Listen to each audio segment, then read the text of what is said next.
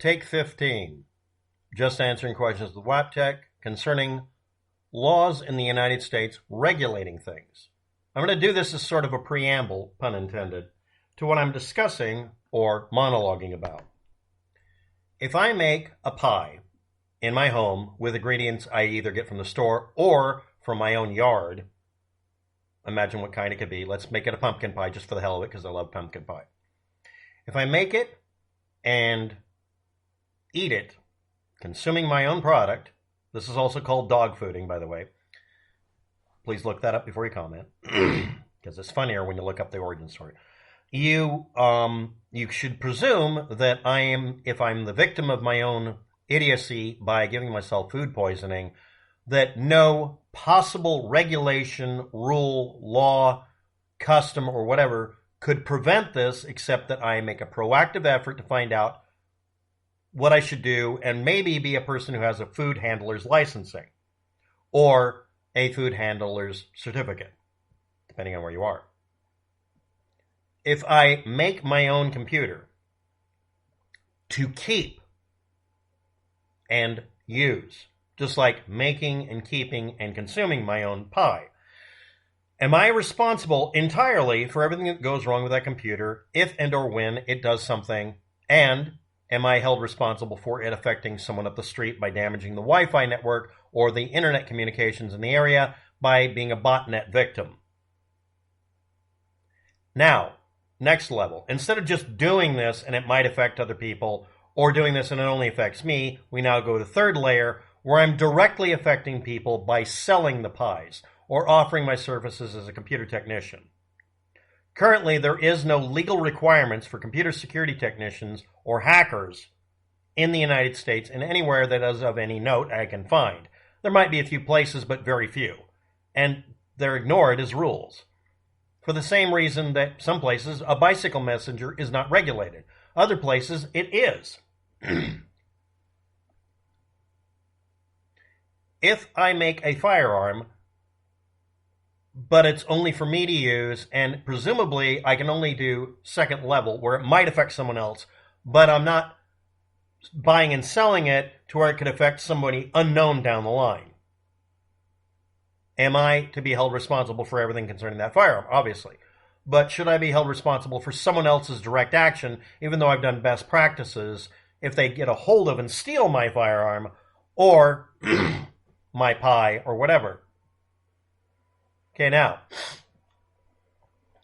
people, companies, entities, individuals, and groups are expected to understand, expected to comply, and expected to not be able to claim ignorance of regulations, requirements, or laws. They should follow laws, regulations, and requirements to be compliant with and not unlawful concerning something. There is no formal certification for, an attaboy for you not murdering somebody this week. That's not a certification. The non-homicide certification or certificate doesn't exist. There's a driver's certificate or something like that. In some places, there's a firearm certificate. It just means that you've proven that you can not break certain rules of safety or rules of law for a test to say you are not able to claim ignorance while operating a automobile. It's a very minimal requirement, and it doesn't have any fees or requirements of recertification for a long enough period of time that people sometimes think it's a bad idea. If you're over 50, maybe you should test and prove compliance to say, I can drive a car. Some people would find that egregious to demand that. Others say that should be minimum mandatory. You don't have to have a formal certification for most things for a simple reason. It's presumed that a reasonable and prudent person would follow rules because they seem self-evident, if you don't mind me saying so. But sometimes it isn't.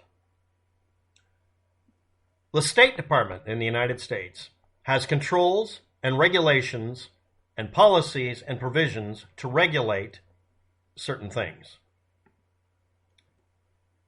including something called national defense products. Now, that can be anything from literally space lasers. I'm not kidding, that's actually the word used. Directed energy weapons is the major class. That's a subclass, space laser. All the way to nuclear warheads, they have to regulate defense products. All the way down to, and I'm not kidding, blank ammunition for firing out of starter pistols. Because that ammunition is used by national defense people for training, for exercise. And it has to have some regulation applied to it or not. At least they have to look at it. And unless they make a certification or explanation or demand or ruling, it's assumed not to be regulated. Unregulated means that there's no rules about it. It's considered just a random thing that nobody has any rules about. This includes products, information, speech, technical data, services, and other, if it relates to certain narrow criteria. Specific countries having prohibitions. This is a subcategory. Import and export bans to Iran for radioactive material. And suspiciously, not just import-export, but the act of sales. For importing and exporting thing, they chop it up. Are you exporting something to Iran? Okay, did you sell it to them or just ship it? Because maybe you didn't get any money out of it. Maybe you're just acting as the shipping company. Now that means that you could sell something to someone and it be smuggled. That smuggler acts as an importer-exporter, just unlicensed and not having to pay the fees and not being above board, hence the reason for import and export licensing for things. But also for sales, if it is restricted in any way to any country, Iran, Iraq, Russia, or Britain. That could even be because Britain has a rule against it and we're helping them enforce it because it's involving import and export. This is under international trafficking or international traffic in arms, regulations thereof, or regulations on international traffic of arms. This could be firearms, explosives, or components that could be conceivably used. Extreme case I'm going to bring up, number 1. To make an atom bomb, you need seed material to make enriched material. This can include goofy things. Please look up the radioactive Boy Scout. The mantles for camping lanterns sometimes contain a radioactive material that can be used as a precipitator or initiator to start the process to make an enrichment unit device to make weapons-grade uranium. I'm not kidding about that. That's actually under ITAR. ITAR regulations apply to goofy things, including heavy water. Some of you might know what that means, some don't, but it's also intelligent yet goofy at the same time. International traffic in arms regulations concern the subject of controlled goods, products, services, technical data, and speech. Any item they want to regulate because it's been found to have a major effect on defense or offense capability in another country or domestically. And it requires that you reference the United States Munitions List, or USML, for registration. Where did this come from? Why is this important?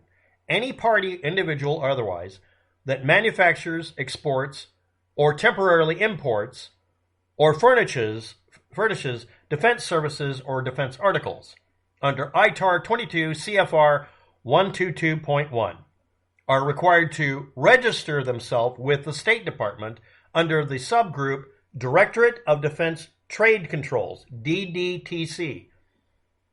Trade controls, trade barriers. This could, again, anywhere from blank ammunition up. If you ship 20 tons of pistol primers to a country, that can also be listed as 20 tons of primer material components. The materials that are considered the pretext for making them. If you're not aware of it, the material to make a primer for a shotgun, rifle, or pistol, that little tiny bang, like a cap gun cap, if you ship 2 tons of it, that's the equivalent to 2-ton TNT or more. It's a high explosive. we use tiny amounts of it to initiate a bullet going down the barrel by setting off propellant. It's basically a cap gun cap, but the material to make cap gun caps is highly regulated because it's also called high explosive material. Under ITAR 129.3, you are in an ITAR broker if you facilitate the sale or transfer of any defense article. And again, I mentioned information or speech. Again, mantles for a lamp can be used to make atom bombs. The primers that you buy 100 at a time in a packet are that size because that's a shipping restriction, but there's a tonnage restriction or a poundage where if it's above a certain amount, it's literally just a bomb for blowing up a city street or a city block. But information, okay. You know that letter S in the upper part there at the address bar where it says HTTPS, bang splat, blah, blah, blah, YouTube? That's a munition. It means you're doing a secure connection that cannot be spied on most of the time. If it can't be spied on at all by the U.S. government in any way, it's considered a munition because it has the effect of making a party more dangerous. It's a force multiplier, not being able to spy on people. It's also a force multiplier to be able to spy on someone and ship the information back and forth. The onion router, or Tor, or the darknet, is an example of this that was created by the U.S. military, by the way, as a way for people to communicate over ordinary communications lines, even radio, without being spied on. It's a high encryption method. I was listed as an ITAR regulated weapon because I memorized how to do high-level encryption to make it to where you could not spy on something. I could manually type it out. I made myself memorize it, and I submitted myself as a protest, like a lot of other hackers, as I am a declarable munition. I was handed a letter in person by somebody who wouldn't identify himself. I had to call in to find out, to say I'm legally excluded from certain parts of the United States, certain buildings, and not allowed to leave the country or go to certain countries. The act of which would entitle the government to, quote-unquote, destroy the munition. That means shoot me in the head. That's how serious this shit is taken. If you're on eBay and you sell mantles for kerosene lamps, the kerosene lamp mantle contains enough material. If you sell enough of them, you're declared to be a merchant of arms because it can be used as a prerequisite to start building an enrichment device to make an atom bomb. Anything can be a weapon. They take that seriously. Because you might engage in international arms sales of something, some things had an ITAR fee added onto it that was tacked on with activities in general or a restriction, including the U.S. government adding an extra tax if you wanted to have a manufacturer's license to make firearms or ammunition. Again, not for personal use, like eating a pie you made, or maybe giving it to a next door neighbor, but selling it and never eating it. You never have any risk for what you make. That's the main excuse for this. Also because you can't wink and a nudge be a salesperson and then it goes to a smuggler.